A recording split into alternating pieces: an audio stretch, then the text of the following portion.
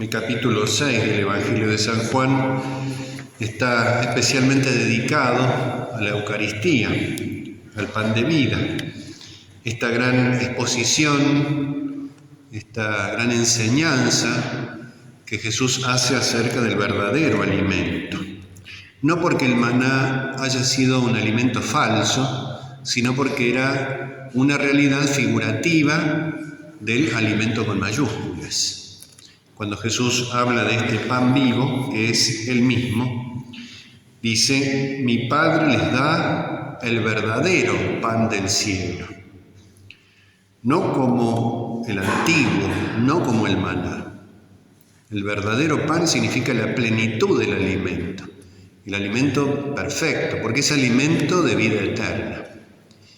El maná en el Antiguo Testamento fue una realidad histórica, fue un don de Dios para alimentar realmente a su pueblo y por supuesto un signo de la benevolencia divina, para que Israel se diera cuenta de la necesidad que tenía de Dios. Y por eso el maná en el desierto. Pero además lo más importante de aquel alimento en el desierto no era solo la expresión de la benevolencia divina, de la misericordia divina, del amor de Dios que da vida a su pueblo, sino que lo más importante era que el maná es un signo de lo que iba a venir, de lo que iba a ser realidad en el Nuevo Testamento. Por eso en la Biblia no siempre verdad se opone a falsedad, en algunos casos sí. En otros casos la verdad tiene que ver con la figura, es decir, con una situación histórica, por ejemplo en este caso del Antiguo Testamento, que es figura no porque sea falsa, sino porque no es plena, no es una realidad plena, es una realidad que tiene una finalidad que es conducir hacia Jesucristo. Jesús lo hace con diversas denominaciones, incluso de su propia persona. Yo soy el buen pastor, el verdadero pan de vida, el verdadero alimento, porque todo lo antiguo tenía esa dirección hacia Cristo.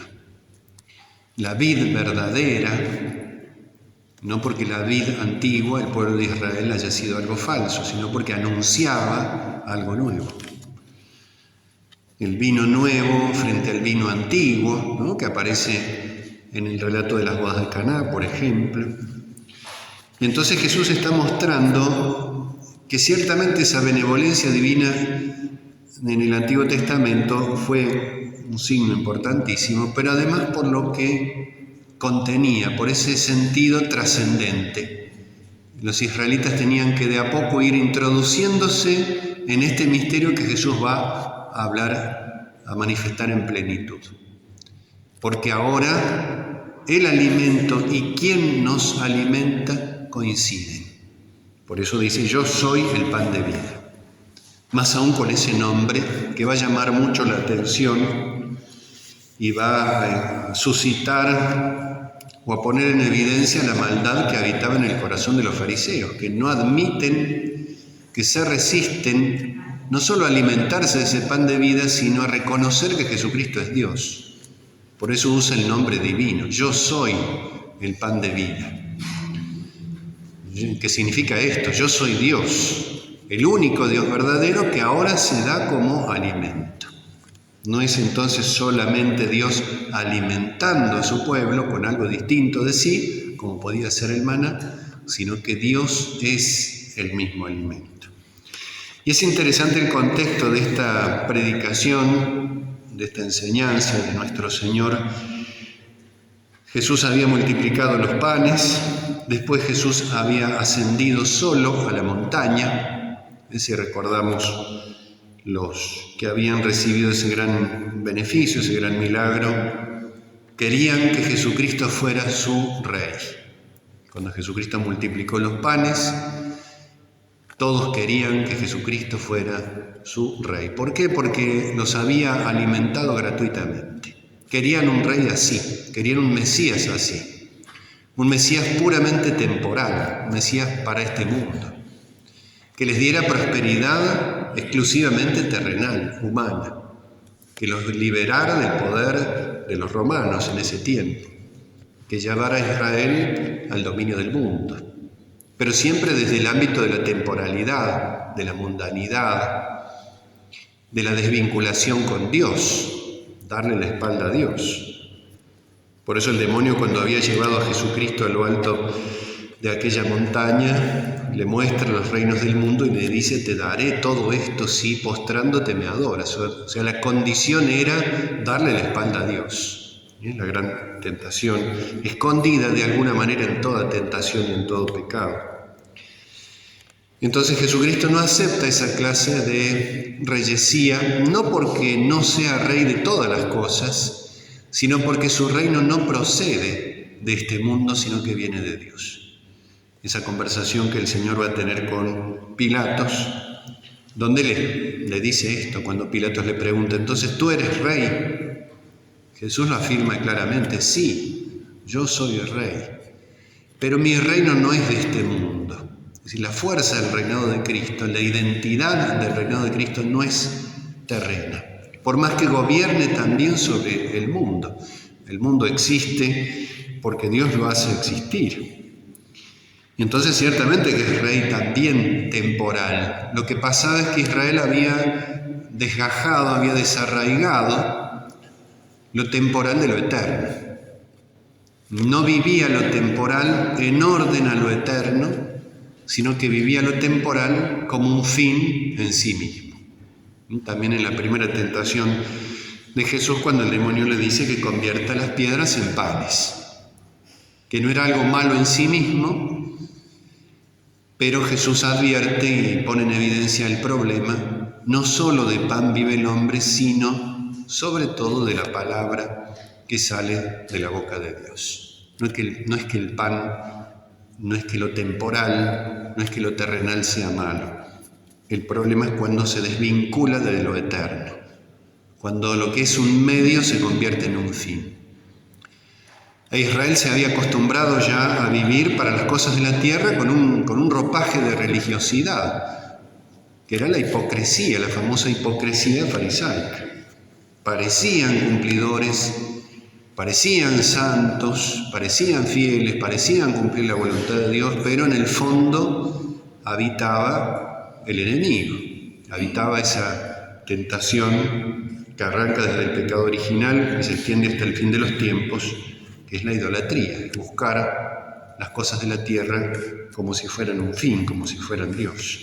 Entonces, después de multiplicar los panes, y Jesús les va a decir aquí que no entendieron el signo, les dice: me buscan no porque vieron signos, sino porque comieron pan hasta saciarse.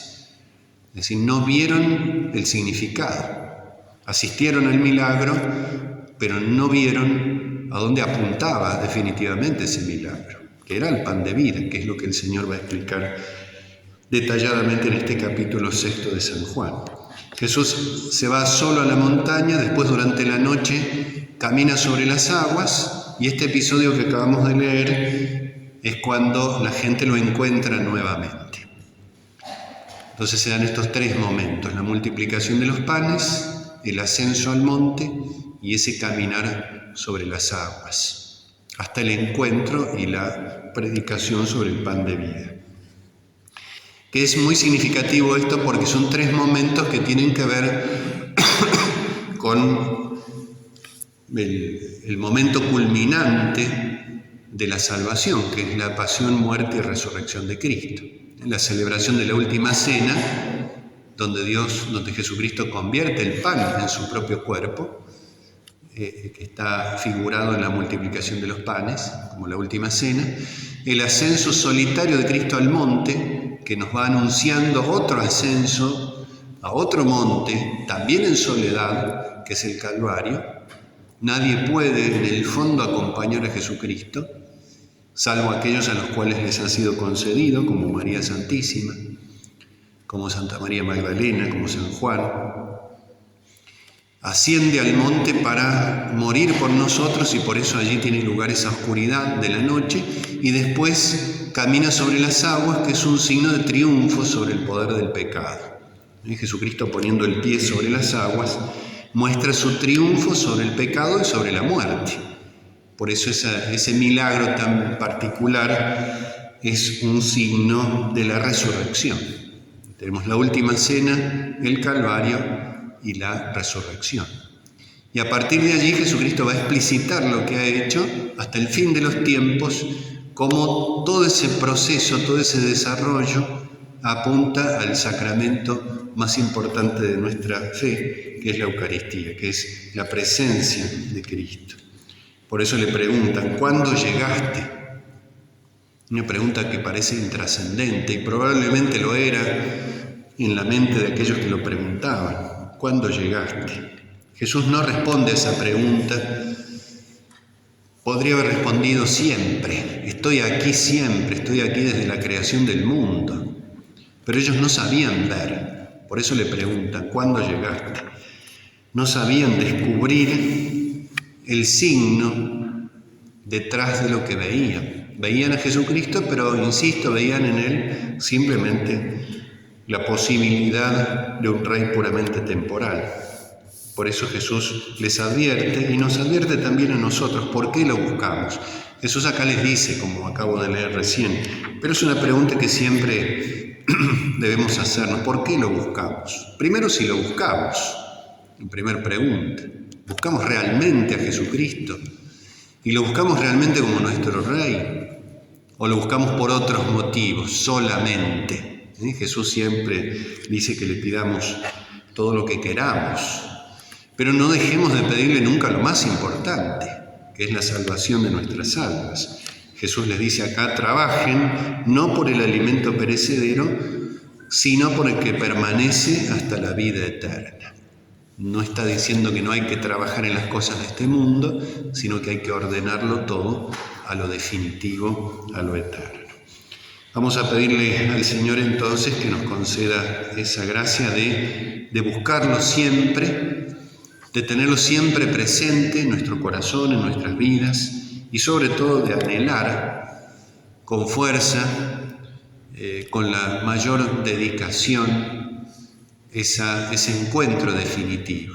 Acá la gente lo busca a Cristo, que también nosotros lo busquemos en nuestra vida presente por la fe y que un día lo encontremos definitivamente en la patria del cielo. Pidamos al Señor humildemente esa gracia. Que así sea.